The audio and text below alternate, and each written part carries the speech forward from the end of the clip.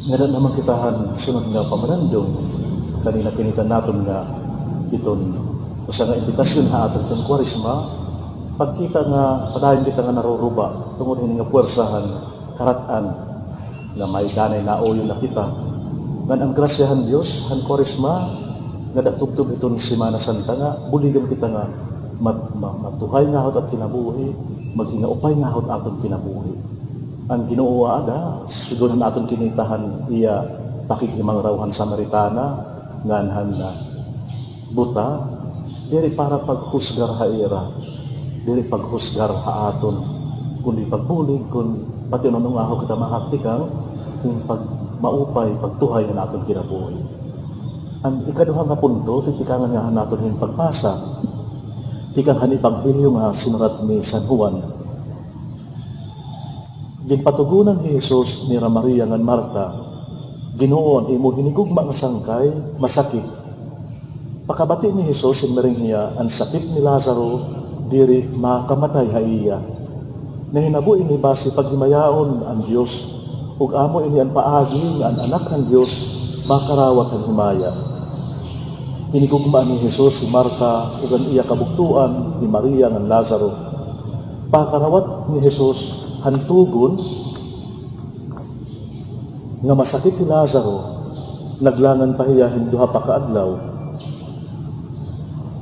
pag-abot ni Jesus nahilubong na ni Lazaro hinupat ka adlaw pirani hinupat ka kilometro ang Betania tikang ha Jerusalem ngandamo nga mga Hudiyon kinmadtong pagliaw kanda Marta ngan Maria mahitungod han kamatay han irabugto nga hi Lazaro pakabati ni Marta nga ti arabog ti Jesus kinmadtuyan pagtapo ni Maria nagpabiling habalay ngan hi Marta sinnaring han Ginoo kun nakan hikala diri unta napatay an akon bugto kun di maaram ako mabisan niya na mahatag ang Dios kun anon imo aroon ha iya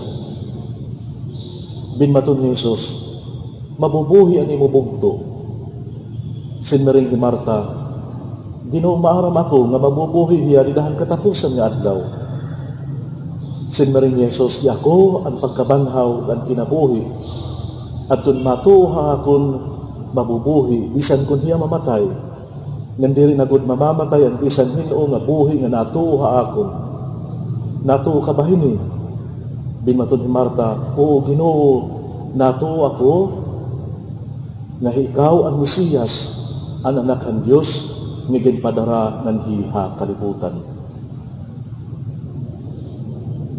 inalpan ni Jesus ang dako nga kaluoy ngan pinmakiana hiya diin man niyo iglubong ni Lazaro binmaton hira pakadi Ginoo ngan kita ngan nagtangis ni Jesus sanglit sinnaringan mga Hudiyo kita ang kadakohan iya paghigugma kan Lazaro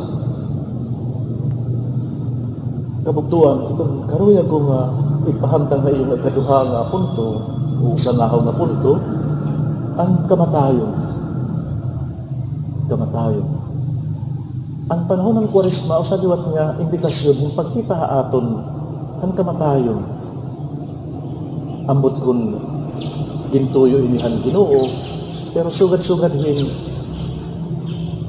gina napipiritan gud kita yung pagkita kamatayon tungod nga panhitabo ngani iton aton kinikita di dahiton mga social media nga mga pahibaro ha aton impormasyon kung pira na aton namatay marapuro na lakit ang hinagtatali kung pira na kadamo ang nagkamatay tungod nga coronavirus tikang pahan pagtikang nga nanay kita na nga ngalimot nga may adaliwat na bubuhi may nakaka-recover pero di rin na natin ito natataganhin atensyon tungod kay itong atong pinaka-makulba nga karoy kitaan itong kamatayon. Paruparuhin natin kahirangin ni haaton itong kamatayon. Atong Ginoo nga iparayo haaton. Pero asa ko aton karoy ang kulawan ini itong kamatayon. Ngan maaram kita nga damo nga porma itong kamatayon.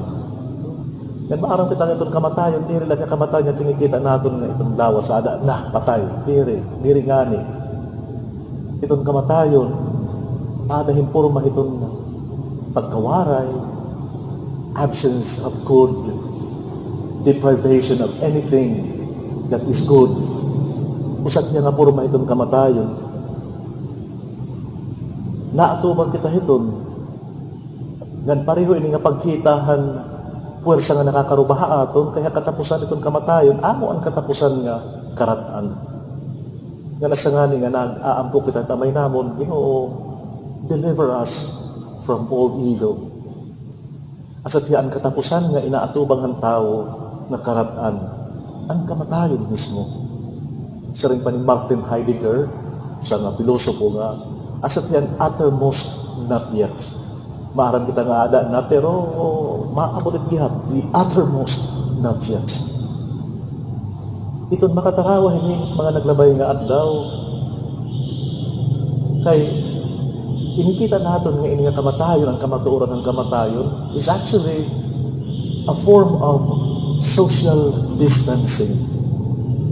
Asat niya itong irony nga kapag sunod natin, ini nga inaaraw ha ato ng gobyerno ng Department of Health yung pagkamay-ada ng social distancing, kalo isa Diyos nabubuligan kita ng panunahuna, kunta, nga ininanabot kamatayon kasi itong hiya nagkakamay-ada ng social distancing. So ito hinanabo ini nga higayon para aton dili lang itong pagkarawat na may ada kamatayon, kundi hinay-hinay nga pagsulod kini nga katapusan nga social distancing. Tingkurigan ha aton nga kapadian ganay tungod kay may good nagre-request nga may ada funeral mass. Ganit mga tao nga kumada mag-atender na binagod kun kamatayon itong inaatubang. Nakatapusan nga pagpahimutang itong hinibugma nga namatay. Pero kasi ito na ada kita nga sitwasyon nga nagre-request doon kita nga kung pwede na may ada nga social distancing. Bisa nakamatuoran nga ungod naman good nga may ada social distancing kay waray nagot may nanabo. Napuy-prepare sa kita kay namatay na. Nauutod na nga ni ang nga tanan nga posible nga makakonektar nga haw nga mahibalik itong social distancing. Pagkulang itong kamatayon nga usa nga karatan, ano man para haaton ng mga Kristiyano, itong pagkita hini nga karatan.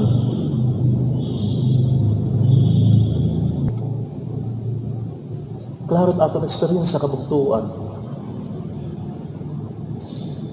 Nga, hindi ka nakubot itong posibleng maging kausa niya social distancing. Bisan antis pangalan niya coronavirus.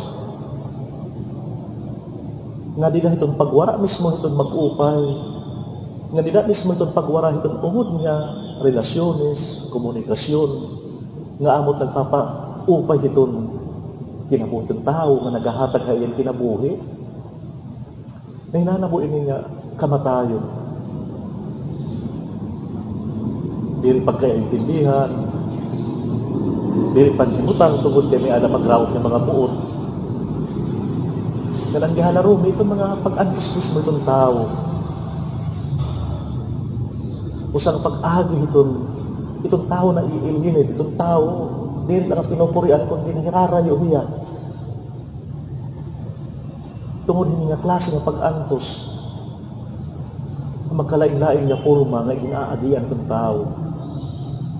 Pag-antos nga kausa itong kahapog itong tao. Nahiya mismo nagdidesisyon na nga puro sa laiya, ngan hiya na lang, ngan harayo na gunit iba, kaya isasara ko na itong purpa, basit iba, dili na makasulod niya diha akon. Kaya ka makaradlok bangin pera makaangbit at kinabuhi. Di ba kaklaro nga, very vulnerable, kundi consenting adult, itong pagkarawat, itong social distancing, nga dahil itong karatan, kaya nadiri ka, nga mahiupod kahit ng mga tao, hain mo pagkulaw, kakaiba aton, iba't panunahuna, dili kita naaasyahan, nang labi na gunit nga, nadiri kay pagpaangbit, hit kaupayan, salit na di-deprived hira, nawawarayan hira, diri ka nakakakonektar, o hikita ngay ang diri lahi kamo, pati ako, nagtuha hira. Usat yan na, pag-agi itong kamatayo, nga hindi mo pa kabungtuan, inisugad niya experience nga, maululga na kasing-kasing. Asa nga ada itong Semana Santa, ti Arabon, na bukos na Kwaresma, Basta magpahinumdum ha aton nga, ungod iton, kamatuoran iton, kaya aton Ginoo mismo, diri lang nga kinita, had Diyos siya, kundi iya ginsudlan ang sugad nga experience ang tao. Kinada mismo yan aton kahintang. Kinita niya, di na mismo niya, misteryohan incarnation, ang pagpakatao ang Ginoo. Di kang katikahangan, nakadami nga yung sitwasyon nga, yung kuri. Ang pag-anakan ha iya, di rin sugad itong kumun niya pag-anakan, ikadaman niya na haaton nga, gimubunggahi, hindi pa nga di ka anakit bata, andam na katanan, patit mga parties, sanot bunya, kiranot mga ninong-ninang, ano timumutang nit bata, kinahanglan diri tukbon itong lamok. Warit ang Ginoo, deprived na yan ang pagkatikangan. Yan, hintakaklaro ng Biblia, story aton Ginoo nga, tugtubang katapusan na kadahiya, siya nga nga ginpili natin yan ang parasaho ng pulungan Diyos nga. Ang Ginoo, inabadhan, pag sumatiha iya nga namatayan iya, hinigugma nga sangkay. Presente ang Ginoo, kinita niya kung ano na hinanabo, asa nga nga nakadahiya nagtatambal, nakita yan mga magsakit, nakita hiya mga kinupurian nga naabat hiya. Hini nga kakulangan, hini nga social distancing, hini nga kamatayon niya nahihinay, para paruhin virus, kinakaon, ang tagsa nga tao ng bugos na sosyedad, ang korupsyon. Asa nga ang Ginoo, nagtangis siya. Nagtangis siya kay nakadahiya, ang sitwasyon, parte hiya. Gibubuhi niya rin ang kamatayon. Yan makita ng katapusan, dili na ang Ginoo naging inabat, dili na naging artihon nga, nagtangis siya kay namatayan niya sang kay ni Lazaro, ang iya best friend. Kundi, itman niya, nabitay nga krus. Kay ginangkon mismo niya, ini nga kamatayon. Ginsulod mismo niya, ini nga waray na pwede makasunod kay social distancing na. Ginsulod. Ini nga tinikanan, nga tanan nga mga bendisyon. Ini nga kamatayon. Ang kamatayon na amo ang pagkawaray nga tanan.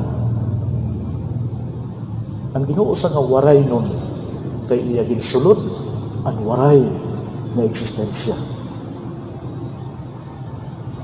Ginlubsan diya nga tanan, dili lang panapton, kundi iya bukos na digdi na siyang pagkadyos.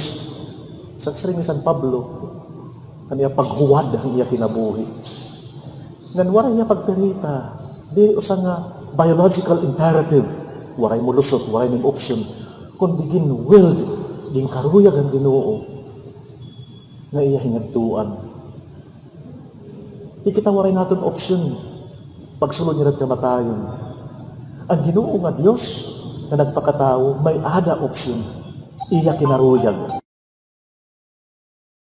Asat ginako nga grasya kabugtuan, tungod kay itong atong mga Kristiyano, ang invitasyon itong Kwaresma, ngan ang pagsaurog ang Semana Santa, usa ka pagkita, nga nagkamay ada himbag-o, nga pagpulaw, ng pag-abat, ng kamatayon.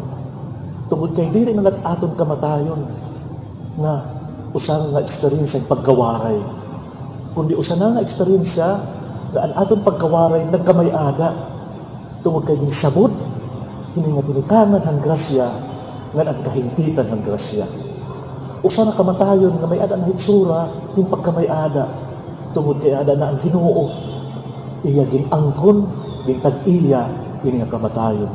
Kung nabagahalain nga pulong ni San Pablo, nasa ring niya, nagindaog na ang Ginoo, ang aton kamatayon. Ano man init aton pinangangaron, Ginoo, na hinautod niya ni Bible pa nga adlang ng Kwaresma, matagal ang takitan niya hini nga grasya ng kusog. Hindi rin ang pagkahadlok ang kamatayon. Himpagkita nga ang kamatayon o sana nga diri aton, kundi iya kamatayon. Nang pag-angbit ang kamatayon ng Ginoo na at untaha magkailain-lain nga porma, labi ng pag-antos, pagkamayaran natin yung kusog ng bendisyon. Nga nag-aampo kita, maluluyon nga amay, buli kami hin pagkarawat, han kamatayon han amon Ginoo Hesus. Base makaangbit kami, han mga grasya ngan katalwasan, nga dara han iya kamatayon. Amen.